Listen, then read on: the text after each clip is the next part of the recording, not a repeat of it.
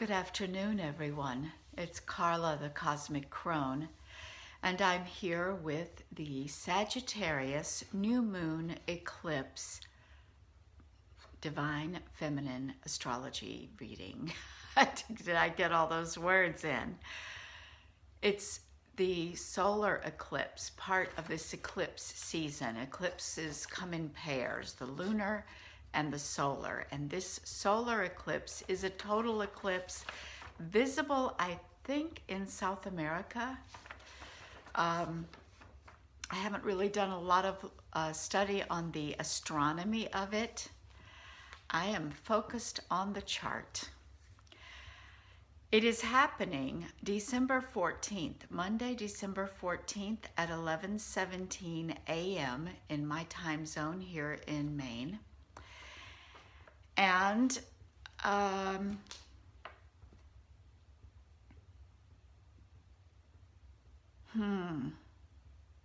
today is Wednesday. I'm a little early. Usually I'm like inside the window. But I wanted you to prepare because really you may not feel like the full moon is over yet. I know I don't. Some of the pressure is off, but the insights and the inner work and the things coming up to deal with they just keep firing off. And that's because that was an eclipse, Eclipse 1, and this is Eclipse 2 in the cycle. And this one, I believe, is even bigger. I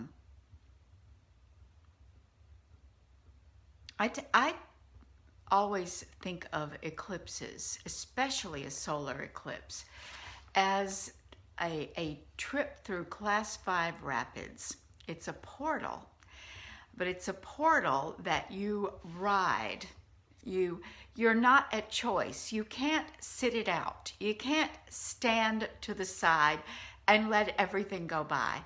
It's as if you were in a kayak going down the river, and all of a sudden there are boulders and the water is running faster, and then suddenly up ahead of you, you see emptiness, and the water is coming through these two giant boulders and cliffs on either side, and you're thinking, holy shit, how do I survive this? And eclipses can vary in intensity, and it depends also on what's happening in your natal chart and as to what part of your life and how fierce any given day may be. But basically, there's nothing to do but point your kayak in the chute, strap on your helmet, and ride, and use all of your skill at how to be with the kayak and with the water, and surrender to know that the water will carry you safely, even if you flip or get immersed and get very wet. You will come out on the other side and you will bounce along until the waters are still again. This is the way the energy of an eclipse can carry us, and they're wonderful assets, wonderful tools for transformation, and they work much better when we do it. Here's my kayak, here's my helmet, here's my oars. I'm ready, I'm on, because resistance is futile. Resistance just means you get beat up and you get hurt and it takes longer and you're kind of in the same place at the next eclipse. So I dropped my paper, hang on. So this is where we are. We are there, and you can hear the roar of that Class 5 chute, that rapid up ahead. And you can hear the roar behind you of the one you just came through with the full moon. And it might be kind of just like bouncing along right now, but you're still breathless and you're still thinking, what just happened? So here we have every chart has the challenges and the resources. So let's take a look. First off, we are at 23 degrees and 5 minutes, sun and moon together in the in Sagittarius, and that is pretty close. It's gaining on a conjunction with the galactic center. The galactic center, the black hole at the center of our galaxy, that's going to intensify the feeling of this eclipse. It's going to amplify everything. And it is also a nod to the dark goddess, the deep feminine. She is a transformer. She will always take you into the deep places. So that is where the sun and moon are for this eclipse. Mercury is sitting right on the midheaven, also in Sagittarius, also in conjunction. And Mercury is about communication, technology, electronics, movement, speed. So Mercury, I see him as a helper. I would say Mercury would be helpful to send messages out to the reinforcements that you need to get through this time, and also to receive messages from the ancestors, from your guides, from the support system. What needs to be worked on? How is the best way to approach it? Do you need to be silent? Do you need to be with people? Do you need to be talking to somebody? Do you need to say that which you don't like to say? Do that which you've been afraid to do? Or do you just need to be with yourself and realize that everything you need is inside? And that can be sometimes the hardest thing to do, to be still. So also at 23, exact conjunction, the numbers are too small for me to read them thoroughly, but we have Hecate and Pluto in Capricorn. We actually have, there's kind of a mirroring going on. Lilith asteroid, the disowned feminine within, the feminine wound, is what she stands for.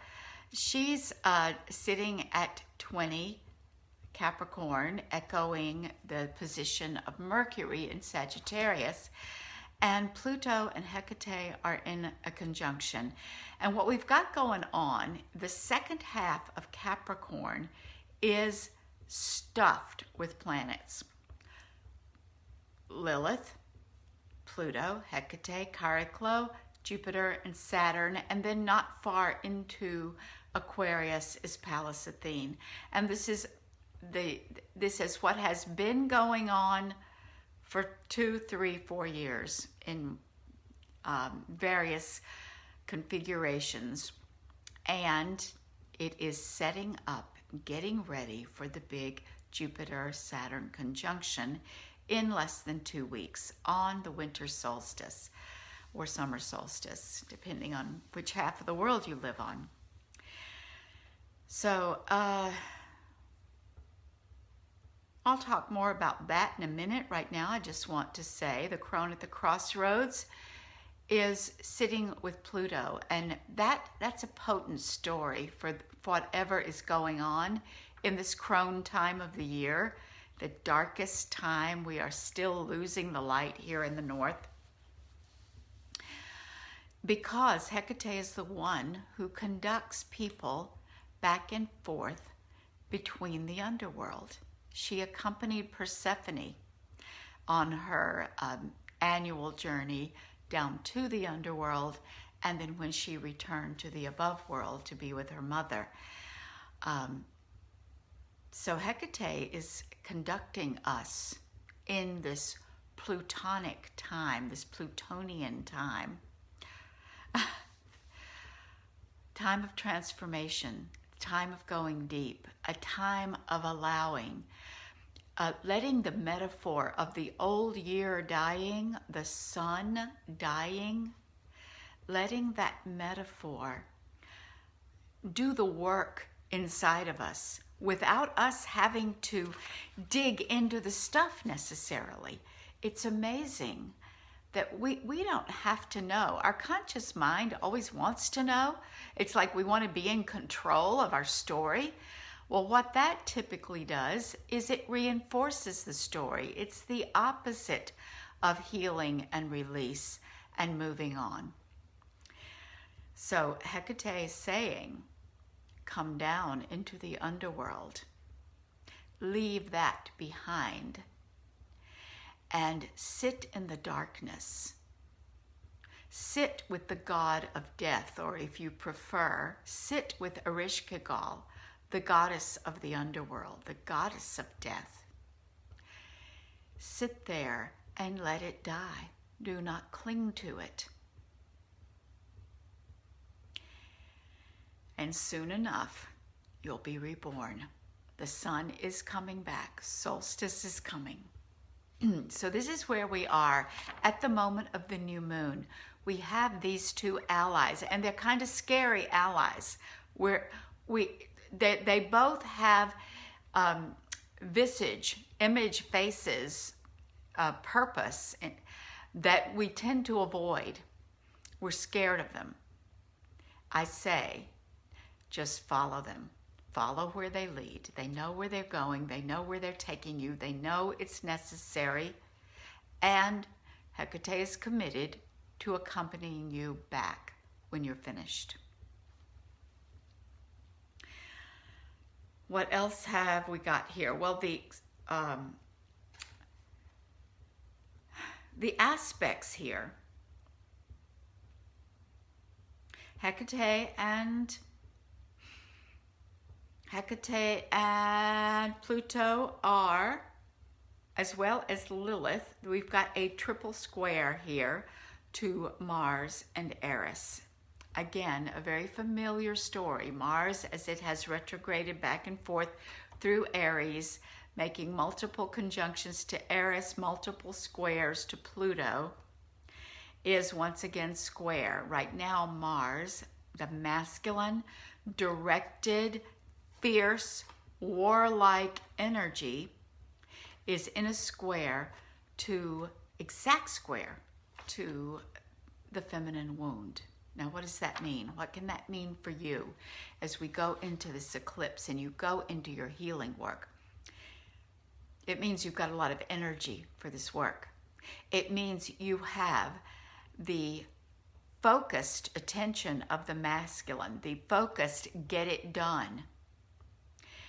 And once again, our feminine self is scared of that. It feels a little foreign. It feels rough. It feels too much.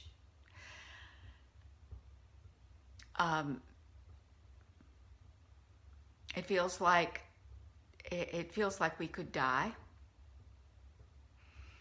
But Mars is there with surgical precision to help us locate what needs to be released, what the healing journey is, and more importantly, what are we creating next? Masculine energy is creative energy. It is the spark. It is ignition.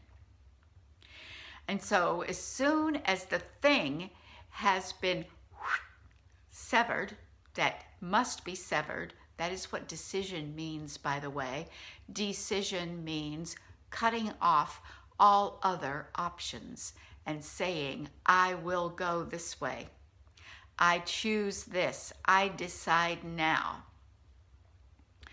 So Mars in a square to the feminine wound. So in some ways, she could be trying to hold Mars back from that decision. She might be afraid of the power unleashed in that decision. And Mars may feel like he's going to kill her. He will do violence to her in making the decision. And the wounded part of her may need that kind of fierce and decisive shift. But then he's saying, what do you want me to impregnate?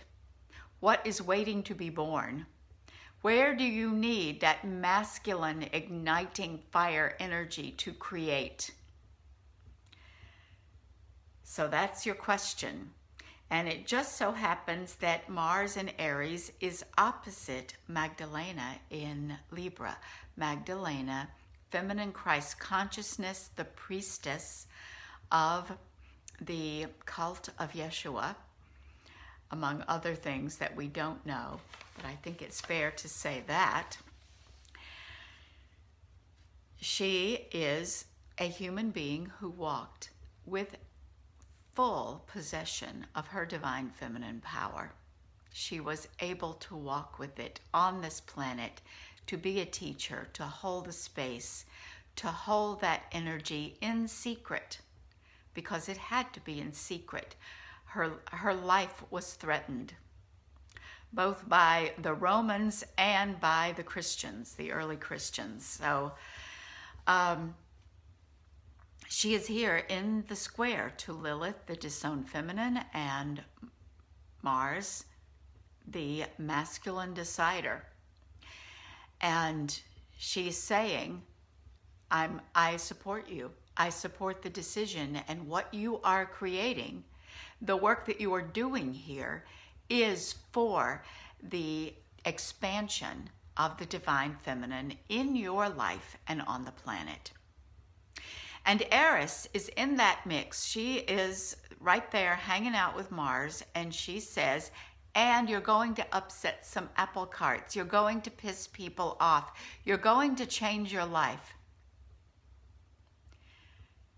Are you willing?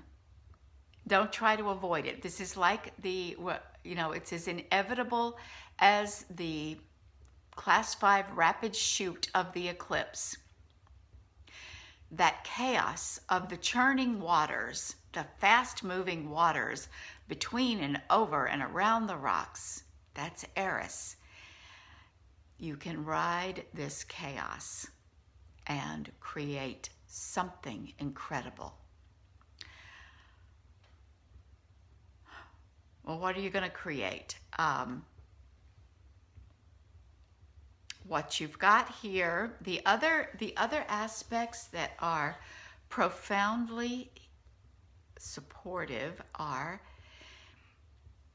in late Scorpio at 2840 and 2845 Scorpio, you have Juno and Venus. Venus and Juno, exact conjunction at the moment of the full moon and, the new moon. And they're a beautiful combination. Venus is the queen of heaven, the bright and shining one. She is still the morning star. She is just one more moon cycle from going into her conjunction with the sun, which will cause her to disappear from our vision for 3 months. So here in this final apparition of her as the morning star, she's united with the queen of the gods, the one who represents sacred marriage, sacred union, social justice, and the journey of woman, the initiatory journey. So those two are together saying, it's worth it, and this is what it looks like when you're finished. And interestingly enough, Juno and Venus together are in a close harmony with Jupiter over in Capricorn. They are singing this really close, beautiful harmony.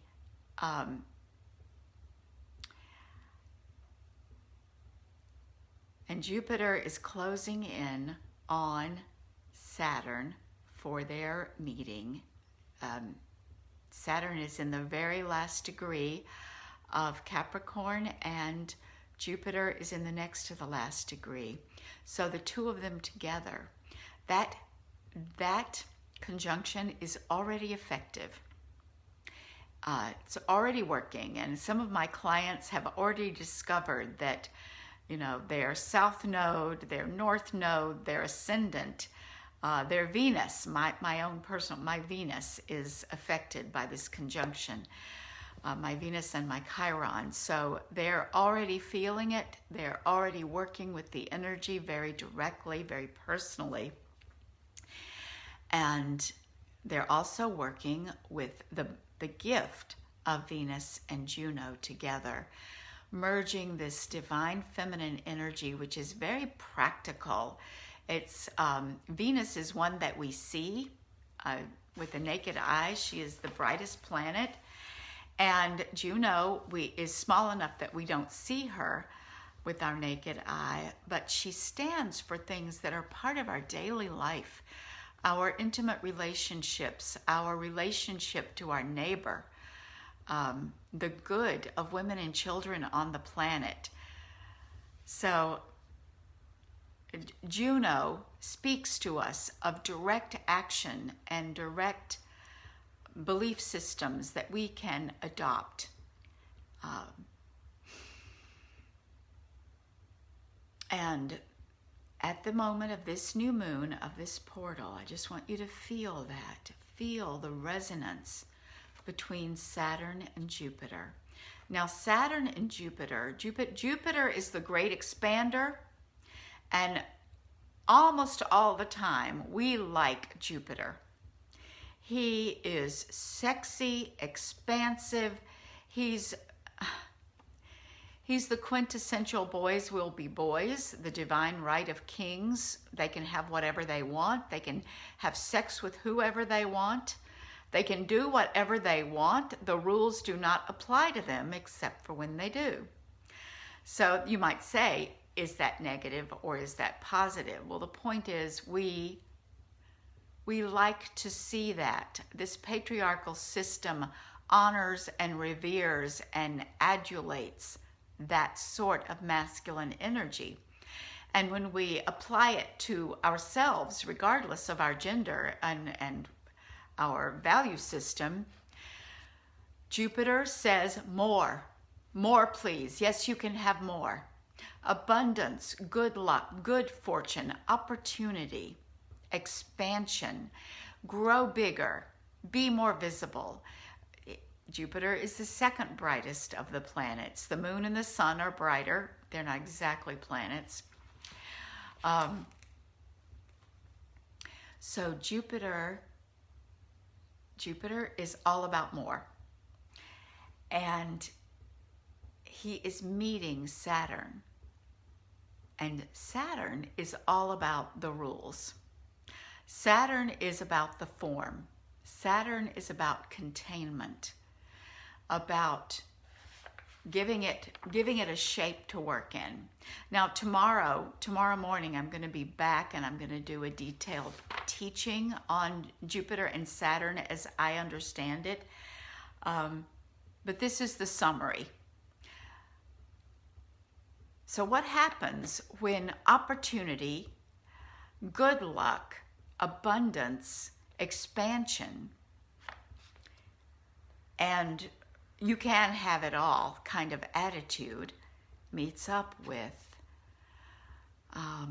form, rules, laws, universal law, and recognize that form, rules, and laws are limits, but they are limits within which creation happens. I liken it to the cauldron. If you're making a soup, you need the cauldron to hold all the myriad ingredients, or you don't have a soup, you have a mess. So Saturn is saying, bring it on, Jupiter.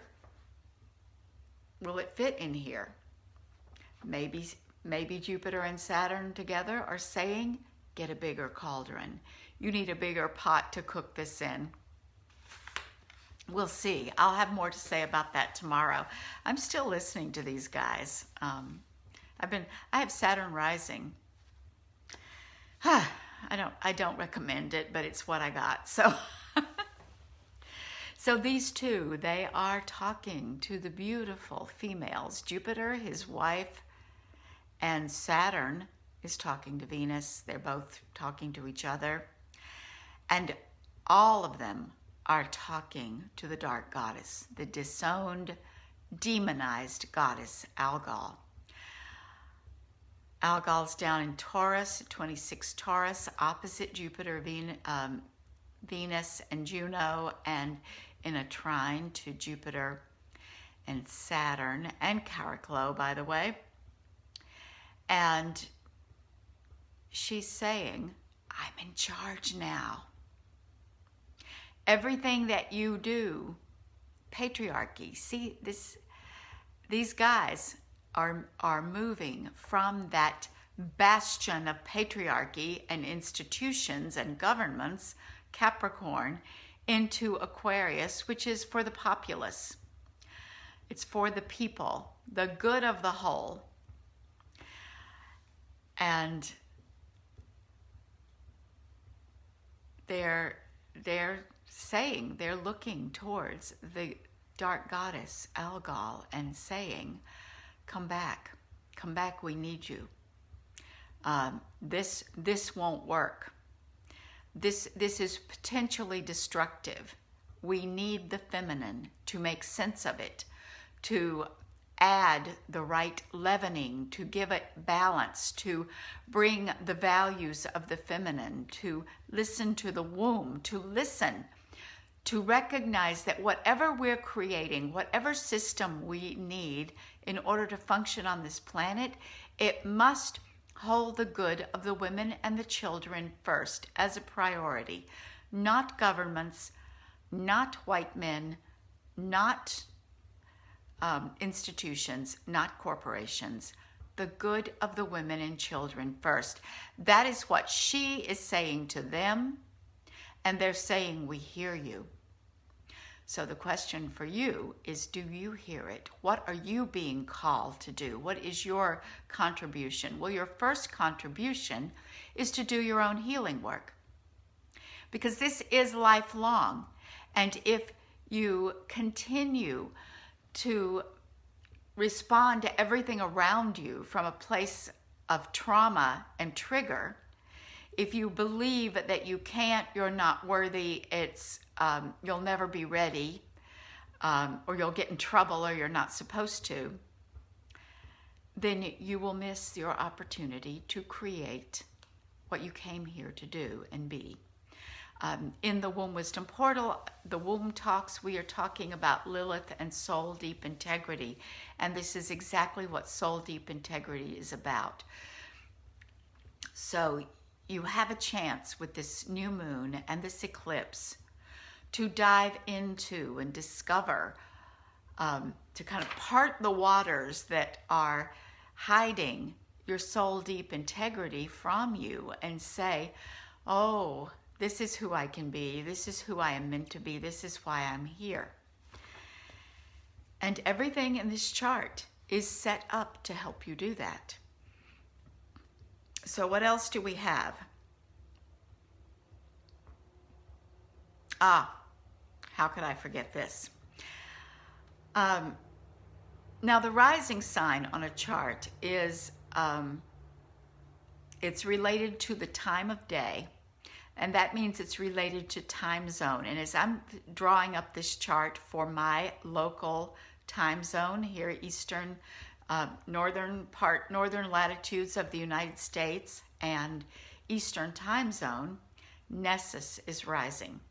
And if you remember, the full moon was in a T-square to Nessus.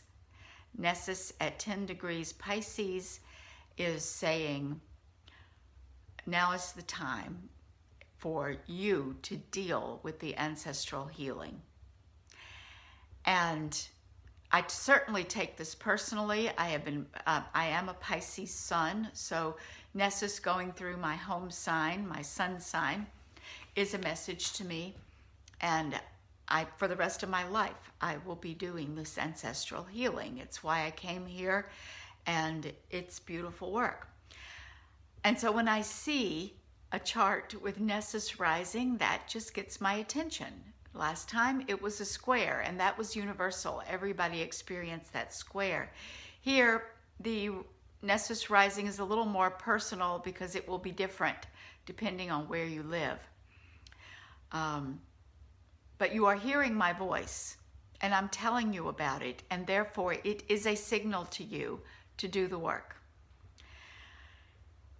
And we have Vesta opposite Neptune. Vesta, the high priestess, Neptune, the visionary, the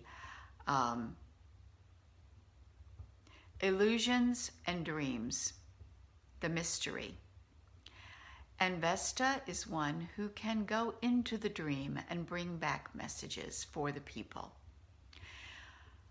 So I would say pay attention to your dreams and recognize that there may be a universal quality to your dreams. So if you have the opportunity to share the dream with a loved one, with a circle of friends, with someone that you are,